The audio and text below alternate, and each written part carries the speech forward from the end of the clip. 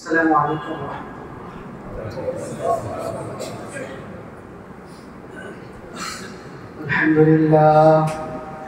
الحمد لله نحمده ونستعينه ونؤمن به ونتوكل عليه ونعوذ بالله من شرور أنفسنا ومن سيئات أعمالنا من يهده الله فلا مضل له ومن يضلله فلا هادي له وأشهد أن لا إله إلا الله وحده لا شريك له وأشهد أن سيدنا وسندنا مولانا محمدا عبده ورسوله صلى الله تعالى عليه وعلى آله وأصحابه وبارك وسلم تسليما كثيرا. أما بعد فقد قال الله تعالى في كتابه المجيد والفرقان الحميد: أعوذ بالله من الشيطان الرجيم بسم الله الرحمن الرحيم كنتم خير أمة أخرجت للناس تأمرون بالمعروف وتنهون عن المنكر وتؤمنون بالله. وقال تعالى: ومن يبتغ غير الإسلام دينا فلن يقبل منه وهو في الآخرة من الخاسرين. صدق الله مولانا العظيم وصدق رسوله النبي الكريم ونحن على ذلك من الشاهدين والشاكرين والحمد لله رب العالمين. الحمد لله الله سبحانه وتعالى লাখো কোটি শুকরিয়া যে রহমানুর রহিম মহাপ্রভু আল্লাহ রাব্বুল ইজ্জত আমাদেরকে জুমার নামাজ আদায় করার জন্য মসজিদে আসার তৌফিক দান করেছেন। আলহামদুলিল্লাহ। মোহতারাম হাজির, এটা আল্লাহ সুবহানাহু ওয়া তাআলার কত বড় অনুগ্রহ যে আল্লাহ তাআলা আমাদেরকে তার ঘরে আসার তৌফিক দান করেছেন। আমাদের এমন কি যোগ্যতা আছে, এমন ভিতরে কি গুণই বা আছে, কি বৈশিষ্ট্য আর ফিচার আছে যার কারণে আমরা তার ঘরে আসার উপযুক্ত হতে পারি? কিছুই। তাও আবার আসতে পেরেছি এই জন্য যে জুমার নামাজ আদায় করা, জুমার নামাজ আদায় করা, এটা আল্লাহ সুবহানাহু ওয়া তাআলা কত বড় অনুগ্রহ আমাদের। এইভাবে অসংখ্য অনুগ্রহ, তার করুণা আর দয়ার মধ্যে আমরা ডুবে আছি সার্বক্ষণিক। এই যে এখন দিনের আলো, আল্লাহ তাআলার রহমত, অনুগ্রহ। রাতে ছিল, রাত ছিল অন্ধকার, নিকষ কালো আঁধারে পুরা পৃথিবী ঢেকেছিল। আল্লাহ তাআলা দিন দিয়ে দিলেন, সূর্য উদয় হলো, সব কিছু দেখছি, যা যে যার কাজে ছুটে যাচ্ছে। আল্লাহ তাআলার অনুগ্রহ নয়? যদি এমন হতো যে রাত আসছিল, অন্ধকার এসেছিল, অন্ধকার কোনদিন শেষ হবে, সূর্য আর উঠবে না, যদি এমন হতো, এমন কোন শক্তি ছিল? Is there anyone who brings light to us? আছে কেউ এমন ব্যক্তি যে আমাদের কাছে আলো আনতে পারে? আল্লাহ যদি আধারকে প্রলম্বিত করে দেন, no one there. আল্লাহ সুবহানাহু ওয়া তাআলা সূরা কাসাসের মধ্যে বলছেন, সূরা কাসাস 71, 72 এবং 73 নম্বর আয়াত: قل أرأيتم إن جعل الله عليكم الليل سرمدا إلى يوم القيامة من إله غير الله يأتيكم بضياء أفلا تسمعون. Say, O Prophet, if Allah subhanahu wa ta'ala were to impose the light on you or impose the night on you, continuing over till the day of judgment, day of resurrection, which God can bring the light to you?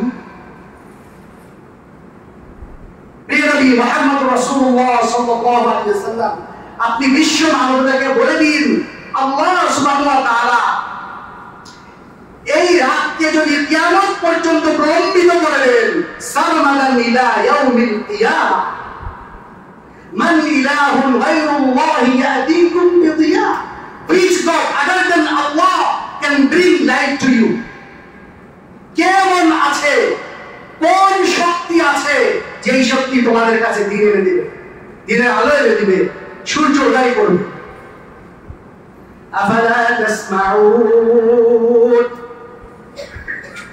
তবুকে তোমরা শুনবে না তবুকে তোমরা বুঝবে না قل أرأيتم إن جعل الله عليكم النهار سرمدا إلى يوم القيامة من إله غير الله يأتيكم بليل أفلا تبصرون এভাবে আপনি বলুন যদি আল্লাহ সুবহানাহু ওয়া তাআলা তোমাদেরকে দিনকে প্রলম্বিত করে দেন কিয়ামত পর্যন্ত সূর্য উঠছে সূর্য ডুববে কিয়ামত পর্যন্ত সূর্য যদি এভাবে আলো বিকিরণ করতে থাকে which God other than Allah subhanahu wa ta'ala can bring the light to you আল্লাহ ছাড়া এমন কোন ইলা আছে কোন রব আছে কোন শক্তি আছে কোন মহাশক্তি আছে যে তোমাদের কাছে রাত এনে দিবে তাসকুনুনা ফি যেই রাতে you can take rest in it যে রাতের মধ্যে তোমরা বিশ্রাম করতে পারো মানুষ সারাদিন পরিশ্রম করে কাজে কর্মে লিপ্ত থাকে ক্লান্ত হয়ে যায় শরীরে অবসাদ এসে যায় ঘুম ঘুম ভাব আসে কাজ করতে পারে না রাত্র এসে বিছানায় যায় ঘুমায় নিদ্রা যায় তার সব ক্লান্তি দূরে হয়ে যায় তাসকুনুনা ফি কে আছে এমন যে তোমাদেরকে রাত দিবে নিজেরা তোমরা আরাম করবে বিশ্রাম করবে আফালা তুবসিরুন তবুকে তোমরা বুঝবে না ومن رحمته جعل لكم الليل والنهار لتسكنوا فيه ولتبتغوا من فضله ولعلكم تشكرون It is one of the mercy of Allah subhanahu wa ta'ala এটা তো আল্লাহর অনুগ্রহ এটা কেবলমাত্র আল্লাহ সুবহানাহু ওয়া তাআলার অনুগ্রহ যিনি তোমাদের জন্য রাতকে সৃষ্টি করেছেন তোমাদেরকে রাত দেন তোমাদের জন্য দিন করেছেন এইজন্য যে রাতে তোমরা বিশ্রাম করবে আর দিনের বেলা তোমরা রিজিক তালাশ করবে ওয়ালিতাবতাগু মিন ফাদলি পৃথিবীতে ছড়িয়ে পড়বে তোমরা আল্লাহ পাকের ফজল আর অনুগ্রহ আল্লাহ পাকের রিজিক তালাশ করবে এটা আল্লাহ পাকের অনুগ্রহ ওয়ালাআল্লাকুম তাশকুরুন এবং যাতে তোমরা আল্লাহর প্রতি কৃতজ্ঞ হও grateful to you you have to be grateful to you thankful to you obliged to you তো কে গ্রেটফুল হয় কে থ্যাঙ্কফুল হয় আল্লাহর অনুগ্রহ হয় কৃতজ্ঞ কে প্রকাশ করে ওয়াকালিলুম মিন ইবাদিয়াশ শাকুর আল্লাহ পাক বলেন মানুষের মধ্যে অনেক কম লোকই আছে যে আল্লাহর শুকরিয়া করে আল্লাহর প্রতি কৃতজ্ঞতা প্রকাশ করে আল্লাহ অনুগ্রহ দান করে মনে করে যে এটা আমার শক্তি সামর্থ্য দিয়ে আমি অর্থ সম্পদ আয় করছি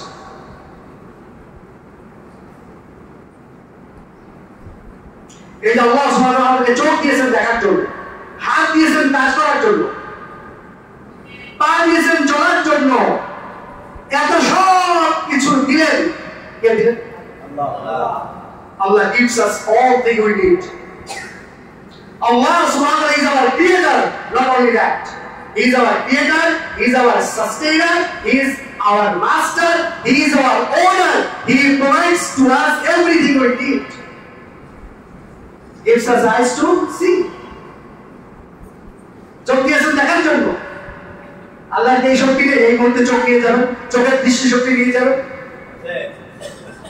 আল্লাহ কোরআনে বলছেন قل أرأيتم إن أخذ الله سمعكم وأبصاركم قل أرأيتم إن أخذ الله سمعكم وأبصاركم وختم على قلوبكم فمن إله غير الله يأتيكم به এর আগে আপনি বলুন তোমাদের দৃষ্টি শক্তি আছে যে চোখ দিয়ে তোমরা দেখো আল্লাহ যদি এই দৃষ্টি শক্তি নিয়ে যান যেই কান দিয়ে তোমরা শোনো শ্রবণ শক্তি আল্লাহ যদি এই শক্তিকে নিয়ে যান যে হৃদয় দিয়ে তোমরা চিন্তা করো, ভাবো, এটাকে যদি এর উপরে যদি মোহর অঙ্কিত করে দেয়, মান ইলাহু গায়রুল্লাহি ইয়াতিকুম বিহ, which God other than Allah subhanahu wa ta'ala can bring these things to you? আছে এমন কোন গড, এমন কোন প্রভু, এমন কোন শক্তির অধিকারী যে তোমাদের কাছে এই জিনিসগুলো আবার নিয়ে আসবে?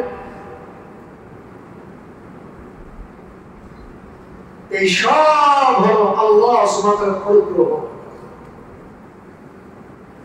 এভাবে যদি আল্লাহ পাকের অনুগ্রহ আর দয়া আমরা গুনতে থাকি, গুনে শেষ করা যাবে?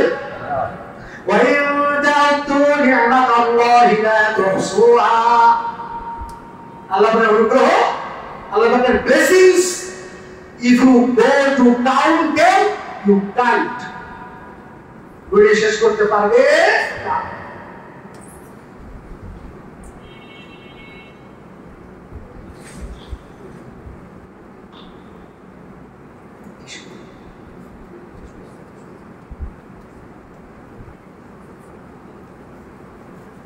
সবই হলো আল্লাহ সুবহানাহু ওয়া তাআলার অনুগ্রহ। এই নিয়ামত আর অনুগ্রহের মধ্যে আল্লাহ পাকের সবথেকে বড় নিয়ামত মানব জাতির প্রতি কি?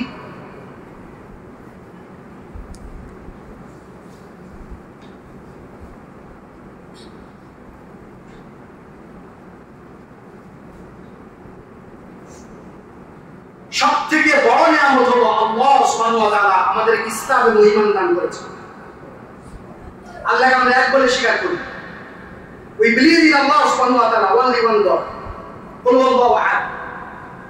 We believe in our Prophet Muhammad sallallahu alaihi wasallam. His iman and Islam is the best ni'mat that Allah subhanahu wa ta'ala has been given to us. সবথেকে বড় নিয়ামত হলো ঈমান, সবথেকে বড় নিয়ামত হলো ইসলাম। আল্লাহ কোরআনে কারীমে বলছেন, ইন্না দ্দীনা ইনদাল্লাহিল ইসলাম। আল্লাহ পাকের কাছে রিকগনাইজ দিন, দ্য রিকগনাইজ দিন, আল্লাহর কাছে মনোনীত, আল্লাহর কাছে পছন্দনীয়, আল্লাহর কাছে গ্রান্টেড, অ্যাকসেপ্টেড, গৃহীত ধর্ম হলো ইসলাম।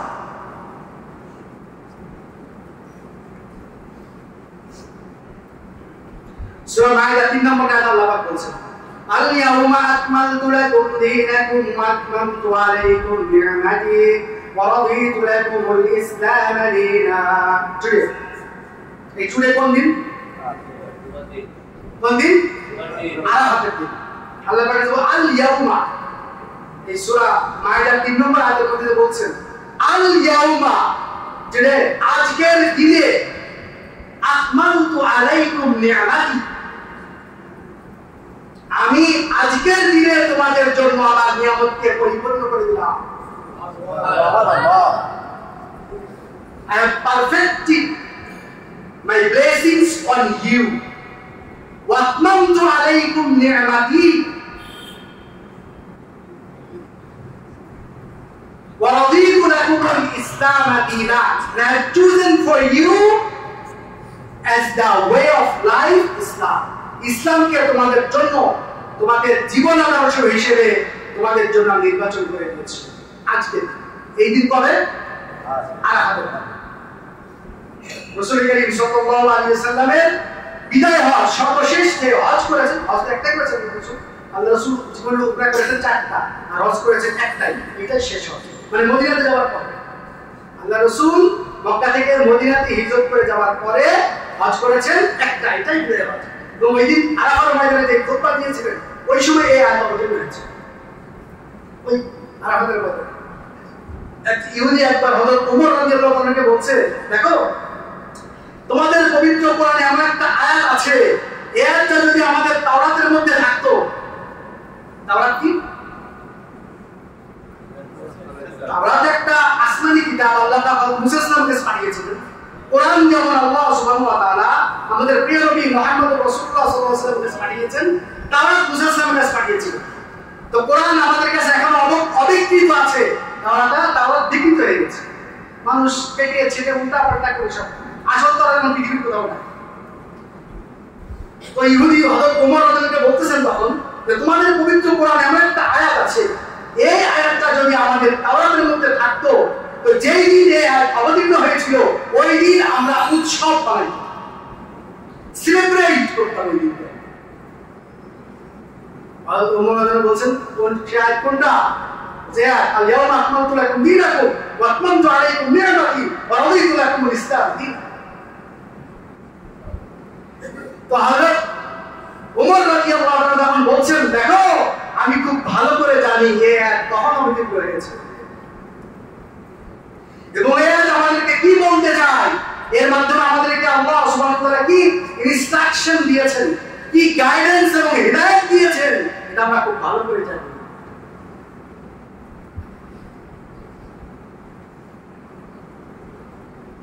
যে আয়াত আমাদের কি গাইডেন্স দেয়, ইসলাম হলো শ্রেষ্ঠ ধর্ম, ইসলাম হলো শ্রেষ্ঠ জীবন ব্যবস্থা, ইসলাম হলো শ্রেষ্ঠ মতবাদ, ইসলাম হলো শ্রেষ্ঠ নীতি, ইসলাম হলো শ্রেষ্ঠ জীবন আদর্শ, কোড অফ লাইফ। এমন শ্রেষ্ঠ দ্বীন আল্লাহ সুবহানাহু ওয়া তাআলা আমাদেরকে দান করেছেন। এর থেকে বড় নিয়ামত আর কি হতে পারে? ومن يبتغي غير الإسلام دينا فلن يقبل منه وهو في الآخرة من الخاسرين. We have 6 a faith other than Islam. যে কেউ ইসলাম ছাড়া অন্য কোন দ্বীন তালাশ করে, فلن يقبل منه, it would not be accepted. আল্লাহর কাছে গ্রহণযোগ্য হবে না। সুতরাং যদি নাজাত পেতে চাও, মুক্তি পেতে চাও, জান্নাত যদি পেতে চাও, পৃথিবীর জীবনকে যদি তুমি সুন্দর এবং সুখের করতে চাও, তোমার ব্যক্তিগত জীবনকে যদি শান্তির করতে চাও, সমাজকে মধ্যে যদি সুশৃঙ্খল আনতে চাও, একটা কল্যাণ রাষ্ট্র গঠন করতে চাও, ইসলামের কোনো বিকল্প নেই। এখন মানুষ কত মতবাদ তৈরি করেছে, গণতন্ত্র তৈরি করেছে, সেকুলারিজম তৈরি করেছে, আর কত কিছু তৈরি করেছে। পৃথিবীর সাক্ষী, এখনো সাক্ষী। গণতন্ত্রের মাধ্যমে কি পৃথিবীতে শান্তি এসেছে? পৃথিবীতে যদি গণতন্ত্রের মাধ্যমে শান্তি আসতো, ইসরায়েলে কি গণতন্ত্র নাই? ওখানে কি ভোট হয় না? তাই ইসরায়েলে লক্ষ লক্ষ পর্যন্ত 50 থেকে 70,000 মানুষকে গুলি করে, বোমিং করে হত্যা করেছিল। ছোট ছোট বাচ্চা, নিরীহ শিশু কি অপরাধ? হসপিটালে বোমিং হয়েছে কি অপরাধ?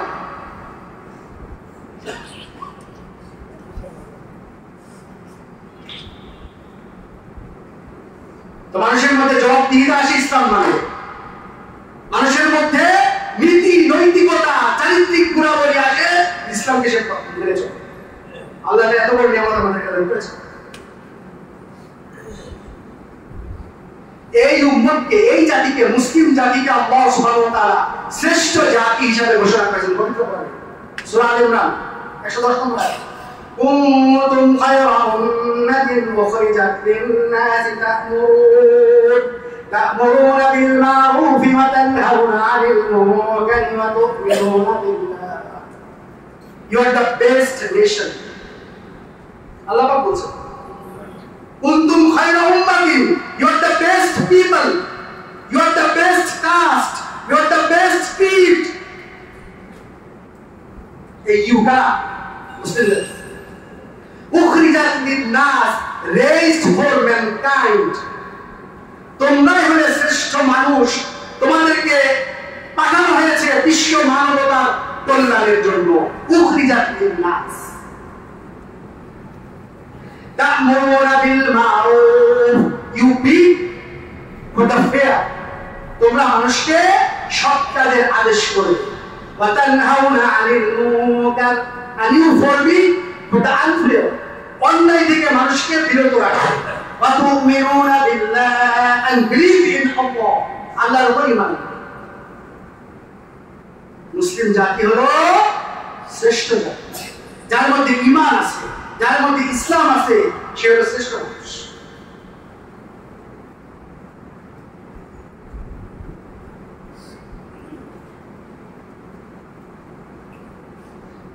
এই মানুষ মুসলমান জাতি যে শ্রেষ্ঠ জাতি, এর কারণ আল্লাহ পাক আয়াতে বলছেন।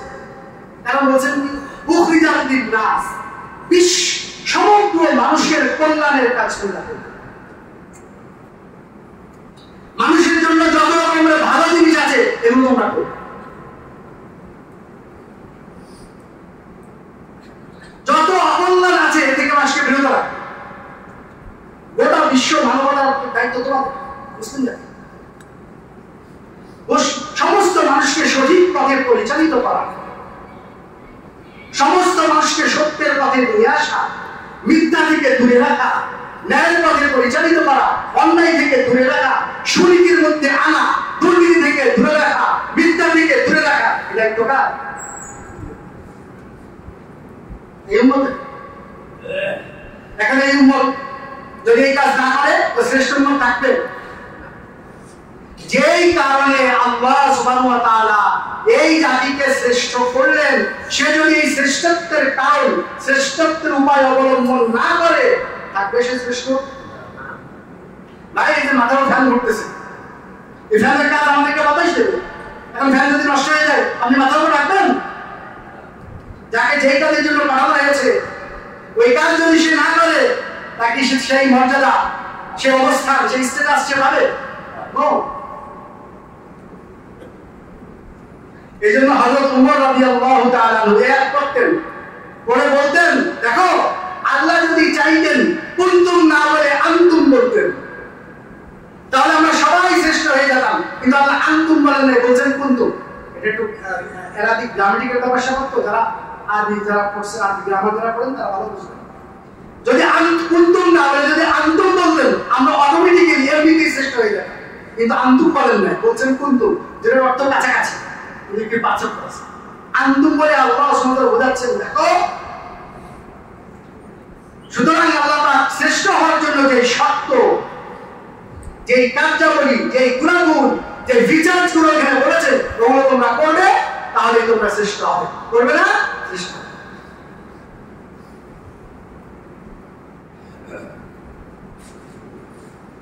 وكذلك جعلناكم أمة وسطا لتكونوا شهداء على الناس। আল্লাহ বলছেন, এমনি ভাবে আমি তোমাদেরকে মধ্যপন্থী, তোমাদেরকে আমরা মধ্যপন্থী সুসামঞ্জস্য জাতি হিসেবে পৃথিবীতে প্রেরণ করেছি, যাতে তোমরা বিশ্ববাসীর জন্য আল্লাহর কাছে সাক্ষী দিতে পারো। বিশ্ববাসীর ভালো পথে নিয়ে যাওয়ার দায়িত্ব তোমাদের। যেমন লম্বা আলোচনা হল, যে কথা বলছিলাম যে আল্লাহ সুবহানাহু ওয়া তাআলা আমাদেরকে শ্রেষ্ঠ জাতি করেছেন, শ্রেষ্ঠ মানুষ হিসেবে পৃথিবীতে পাঠিয়ে শ্রেষ্ঠ দিন দান করেছেন, শ্রেষ্ঠ ধর্ম দান করেছেন, শ্রেষ্ঠ মানুষ হিসেবে পৃথিবীতে আল্লাহ পাঠিয়েছেন।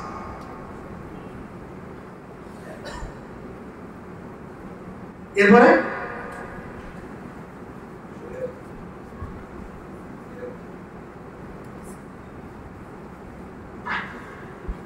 শুধু শুধু আমাদেরকে আল্লাহ সুবহানাহু ওয়া তাআলা দুনিয়াতে পাঠিয়ে ছেড়ে দেন না, আমাদের জন্য গাইডেন্স দিয়ে দিয়েছে, পথ নির্দেশিকা দিয়ে দিয়েছে। এই পথ নির্দেশিকা কি বলুন ভাই? পবিত্র কোরআন, শ্রেষ্ঠ কিতাব। পবিত্র কোরআনের উপরে আর কোন গ্রন্থ, আর কোন বই, আর কোন পুস্তক আছে পৃথিবীতে? Any scripture in the world? আল্লাহ পাক সূরা জুমারের 22 নম্বর আয়াতে বলছেন, আল্লাহু নাযালা আহসানাল হাদিস কিতাবান মুতাশাবিহান মাকানি। Allah has sent down ahsanal hadith, the best discourse, the best speech, the best discussion.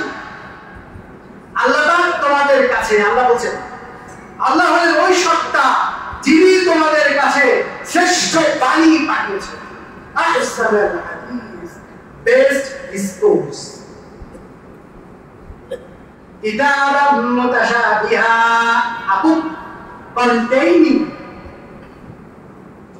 subject resembling each other, এমন এক কিতাব, এই পবিত্র এই বেস্ট ডিসকোর্স হলো এমন একটা কিতাব, এই কিতাবের মধ্যে এমন বিষয়বস্তু আছে যেগুলো সুসামঞ্জস্য, একটা একটার সাথে মিল আছে। এর এক আয়াত অন্য আয়াতের মধ্যে অমিল এমন নয়। এর মধ্যে কোনো বৈসাদৃশ্য নেই, কোনো বৈপরীত্য নেই, কোনো স্ববিরোধিতা নেই, স্পষ্ট। মাথানি মেনশন अगेन एंड अगेन, বারবার পুনরাবৃত্ত করা কোরআনের মধ্যে। কোরআনের মধ্যে দেখবেন যারা কনসেপ্ট করেন একই বিষয় আল্লাহ সুবহানাহু ওয়া তাআলা বারবার বলেন। বারবার কি জন্য বলেন? একই ঘটনা আল্লাহ পাক বারবার বিভিন্ন জায়গায় বিভিন্ন আঙ্গিকে বিভিন্ন ভাষায় আলাদা আলাদা ভাবে বিভিন্ন ভাবে আনছেন।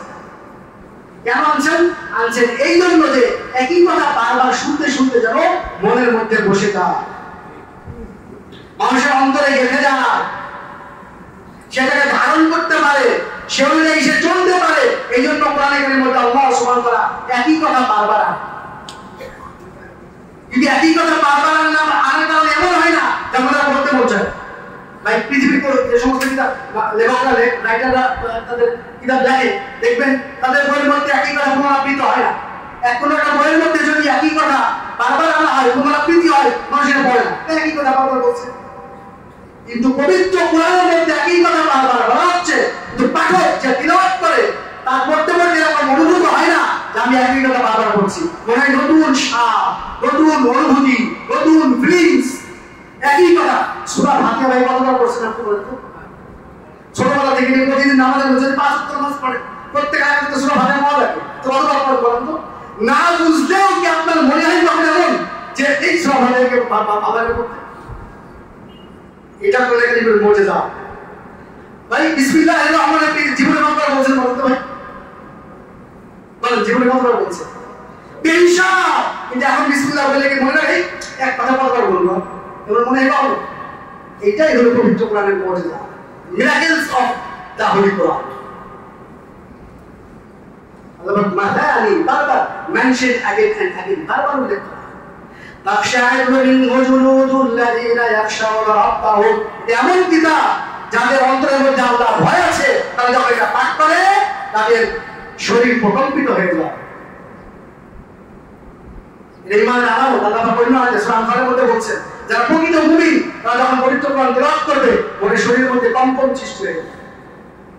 ঈমানের পরিচয়। সুম্মা তালিনু জুলুদুহুম ওয়া কুলুবুহুম মিনা যিকরিল্লাহ, পড়তে পড়তে এমন অবস্থা হয়ে যায় তাদের দেহ মন শরীর সবকিছু আল্লাহর দিকে সমর্পিত হয়ে যায়। যালিকা হুদাল্লাহি ইয়াহদি বিহি মান ইয়াশা, this is the guidance of আল্লাহ সুবহানাহু ওয়া তাআলা। এটাই হলো আল্লাহ পাকের হিদায়াত। হি গাইডস উইথ ইট, আল্লাহ পাক এর মাধ্যমে যাকে চান তাকে হিদায়াত। ওয়া মান ইউদ্লিলিল্লাহু ফামা লাহু মিন হাদ, আল্লাহকে যান আল্লাহ যাকে গোমরাহ করে, আল্লাহকে যা আল্লাহ সুবহানাহু ওয়া তাআলা যাকে পথচ্যুত করে দেন তাকে পথ দেখানোর কেউ না। পথ দেখান কে? আল্লাহ। তো পবিত্র কোরআন হলো শ্রেষ্ঠ কিতাব। এরপর আর কোন কিতাব আছে না? যালিকাল কিতাবু লা রাইবা ফীহি, আল্লাহ বলছেন না? হ্যাঁ, সূরা বাকারা। সূরা বাকারা 2 নম্বর আয়াত। সূরা বাকারা 1 নম্বর আয়াত আলিফ লাম মিম। 2 নম্বর আয়াত যালিকাল কিতাবু লা রাইবা ফীহি হুদাল লিল মুত্তাকিন। This book has no doubt in it. এটা আমার একটা কিতাব, আমার একটা গ্রন্থ, এর মধ্যে কোনো সন্দেহ নাই, কোনো ত্রুটি নাই, কোনো ভুল নাই। পৃথিবীর সব মানুষ, সব মানুষ না, সমস্ত সৃষ্টিজীব ফেরেশতা জিন সহ যদি একসাথে কিয়ামত পর্যন্ত বুঝতে থাকে, পাস করতে থাকে, কোরআনের মধ্যে কোনো ভুল বের করবে পারবে না। দেখুন আল্লাহ সুবহানাহু ওয়া তাআলা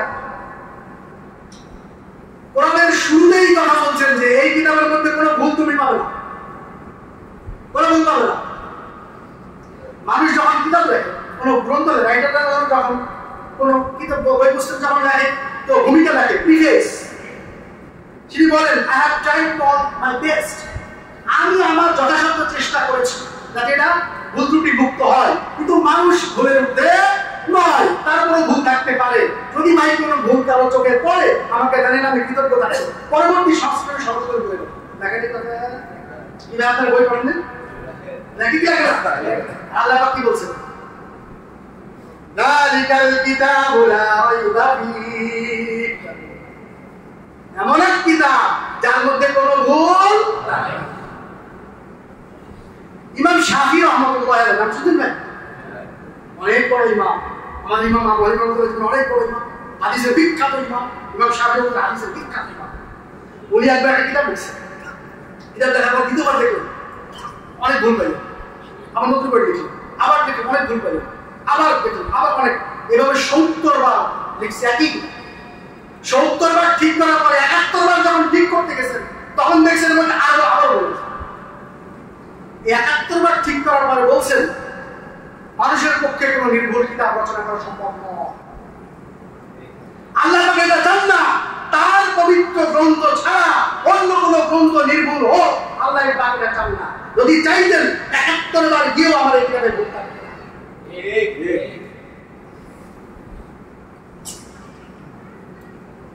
হুদাল লিন-নাস এমন একটা কিতাব, ভাই এটাকে কি আল্লাহ পাক বলেন হুদাল লিল-মুত্তাকিন, গাইডেন্স ফর দোজ হু ফিয়ারস আল্লাহ সুবহানাহু ওয়া তাআলা। এটা ওই সমস্ত মানুষের জন্য গাইডেন্স এবং পথনির্দেশিকা যারা আল্লাহকে ভয় করে।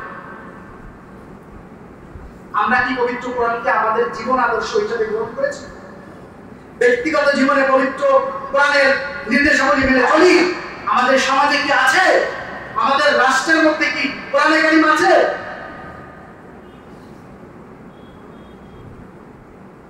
শাহরু রমাদানাল্লাযী উনজিলা ফীহিল কুরআন হুদাল লিন-নাসি ওয়া বাইয়িনাতিন মিনাল হুদা ওয়াল ফুরকান।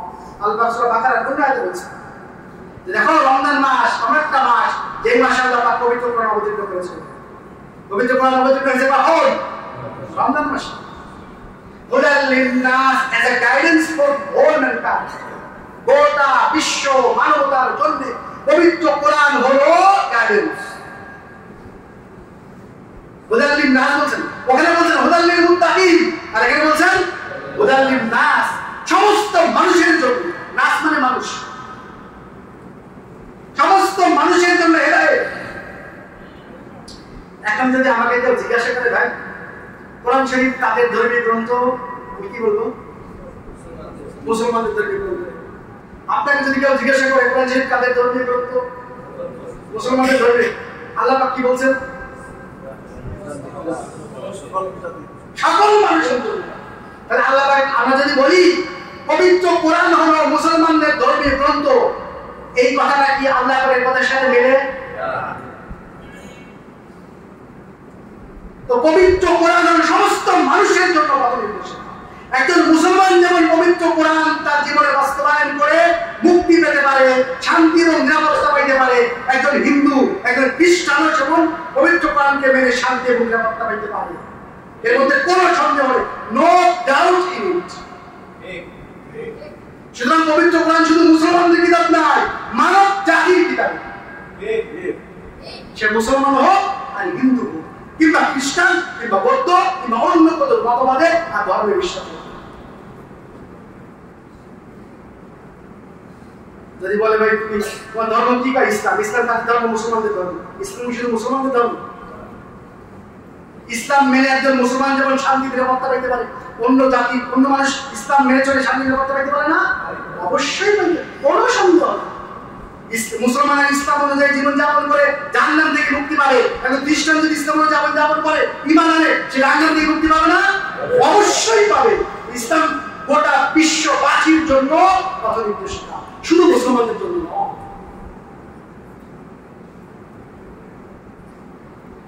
এজন্য আল্লাহ বলছেন আফালা ইয়াতাদাব্বারুনাল কুরআনা ওয়ালাউ কানা মিন ইনদি গায়রিল্লাহ লাওয়াজাদু ফীহি ইখতিলাফান কাসীরা। Don't you think, don't you give serious thing to the Holy Quran? কোরআন কারীম সম্পর্কে কি তোমরা সিরিয়াস ভাবে চিন্তা করবে না, গবেষণা করবে না, রিসার্চ করবে না? যদি এটা আল্লাহ তাআলা ছাড়া অন্য কারোর পক্ষ থেকে হইতো, এর মধ্যে তোমরা অনেক ভুল ভ্রান্তি, অনেক অসঙ্গতি করতে। এমন একটা শ্রেষ্ঠ গ্রন্থ আল্লাহ সুবহানাহু ওয়া তাআলা কাদেরকে দিয়েছে? আমাদের বিশ্ব মানবতাকে দিয়েছে। মানুষের মুক্তির জন্য, মানুষের নাজাতের জন্য, মানুষের শান্তির জন্য, মানুষের পরিবারকে সুখে এবং শান্তিতে করার জন্য, সমাজ ব্যবস্থাকে সুশীল সমাজ ব্যবস্থা, শান্তিপূর্ণ এবং সোনালী সমাজ ব্যবস্থা করার জন্য পবিত্র কোরআন।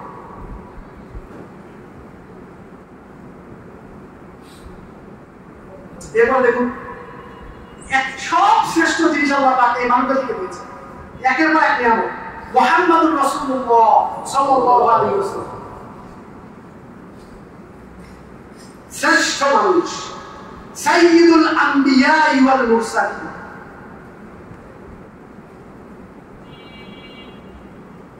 ওয়ামা আরসালনাকা ইল্লা রাহমাতাল লিল আলামিন। তো পৃথিবীর শ্রেষ্ঠ মানুষকে মুহাম্মাদুর রাসূলুল্লাহ সাল্লাল্লাহু আলাইহি ওয়াসাল্লাম। এমন একজন মানুষ, এমন একজন পার্সোনালিটিকে আল্লাহ সুবহানাহু ওয়া তাআলা এই উম্মতকে দিয়েছেন, এই উম্মত যেন তাদের জীবনকে সুন্দর করে করতে পারে। এই মানুষটা দেখ আল্লাহ পাক বলেন দেখো এই মানুষকে তোমাদের কাছে পাঠালাম আমি, ইনি যেইভাবে জীবন যাপন করে তোমরা ঠিক সেভাবে জীবন যাপন করবে, তোমাদের জীবন আরাম এবং শান্তি হয়ে যাবে। সুবহানাল্লাহ। শ্রেষ্ঠ আল্লাহ রাসূল সাল্লাল্লাহু আলাইহি ওয়াসাল্লাম বলেন কুল্লু উম্মাতি ইয়াদখুলুনাল জান্নাহ, আমার সমস্ত উম্মত জান্নাতে যাবে ইল্লা মান আবা, তবে যে আমাকে অস্বীকার করে। সাহাবায়ে কেরাম জিজ্ঞেস করলেন ইয়া রাসূলুল্লাহ আমরা সবাই তো আপনাকে স্বীকার করি, আপনি আল্লাহর সত্য নবী, আপনি শেষ নবী, আপনার পরে কোনো নবী আসবে না, আমরা সবাই মানি, আপনাকে তো কেউ অস্বীকার করে?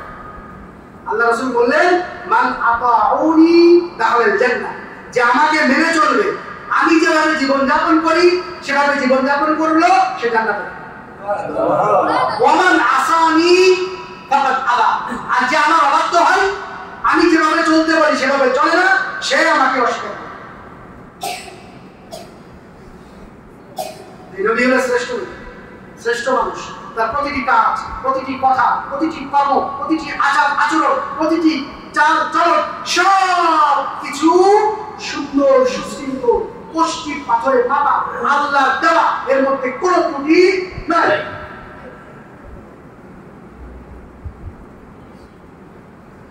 শ্রেষ্ঠ মানুষ হযরত আবু সাঈদ খুদরি, তিনি শরীফের হাদিস।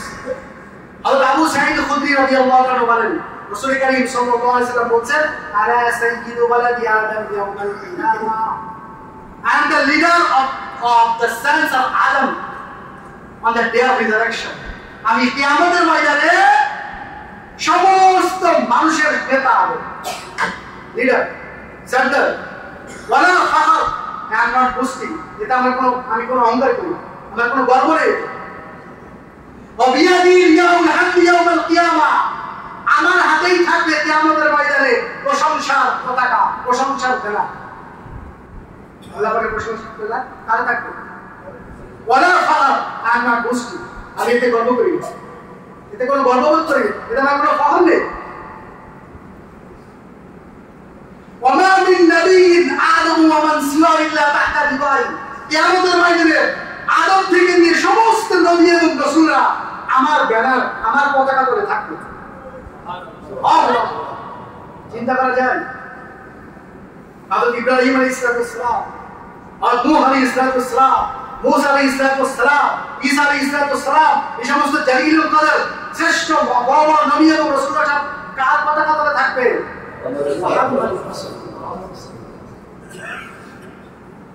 আনা আউয়ালু শাফি ওয়া আউয়ালু মুশাফফাই, আমি আমার প্রথম সুপারিশকারী এবং আমার সুপারিশে সর্বপ্রথম আল্লাহ পাক গ্রহণ করবেন। সুবহানাল্লাহ। ওয়া আনা আউয়ালুন নাস তানশাক্কু আনহুল আরদ, আমাকেই কবর থেকে সর্বপ্রথম নামানো হবে। কি মর্যাদা, কি সম্মান! আল্লাহ রাসূল বলেন আনা আউয়ালুন নাস ইয়াতি আলা বাবিল জান্নাহ, আমি সর্বপ্রথম মানুষ যিনি জান্নাতের দরজার কাছে যাব।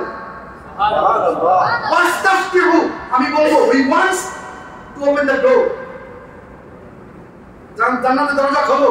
ভিতর থেকে জিজ্ঞেস করা হবে মান আনতা হুয়ারি, I will say I am Muhammad. জিজ্ঞেস করবে কে? জানালা খুলতেছে, তুমি যে দরজার কাছে দরজা টক করতেছো আর জান্নাতের দরজা খুলতে বলো, তুমি কে?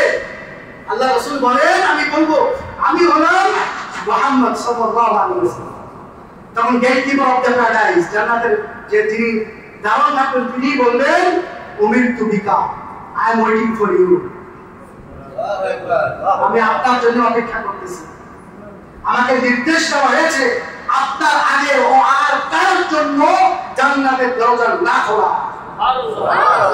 আপনি জান্নাতে পা দেওয়ার আগে এই দরজায় কেউ আসতে পারবেন না। শ্রেষ্ঠ রাসূল মুহাম্মদুর রাসূলুল্লাহ সাল্লাল্লাহু আলাইহি ওয়াসাল্লাম, এতগুলো শ্রেষ্ঠত্ব আল্লাহ সুবহানাহু ওয়া তাআলা আমাদেরকে দান করলেন কি জন্য? নামাজ না পড়ার জন্য, মিথ্যা বলার জন্য, দুর্নীতি করার জন্য,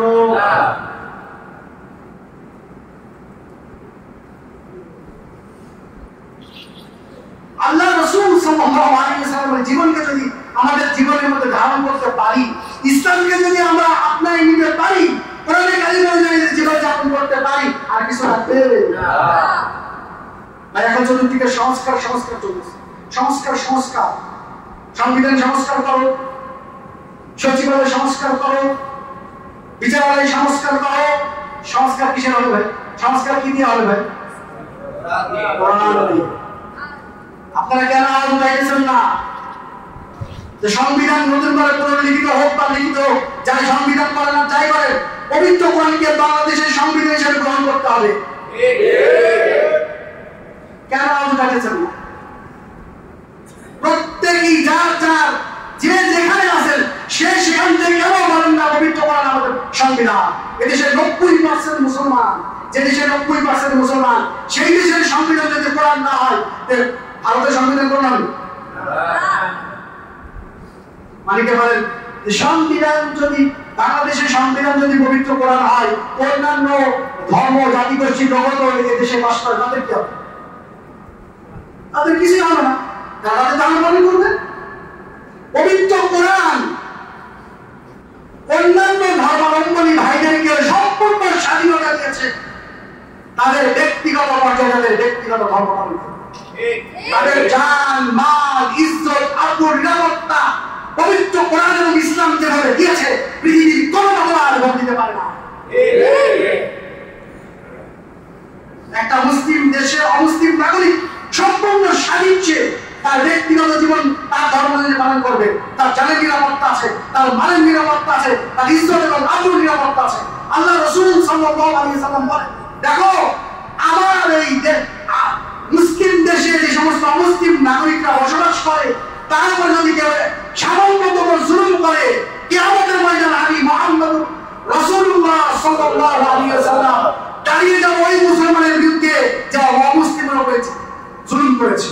যতক্ষণ পর্যন্ত আমি তার প্রাপ্য পাওনা বুঝিয়ে দিতে না পারবো, ততক্ষণ পর্যন্ত আমি ক্ষান্ত হব না।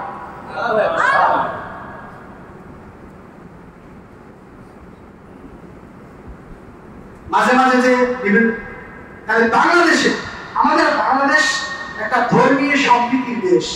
মুসলমান, হিন্দু, খ্রিস্টান, বৌদ্ধ একসাথে বসবাস করে, কেউ কারো ধর্মের উপর হস্তক্ষেপ করে না। করে কোন মুসলমান কোন হিন্দুর জমি দখল করে, বাড়ি দখল করে, নারীকে ভোগ করে না। যদি কেউ হয়ে থাকে রাজনীতি করে।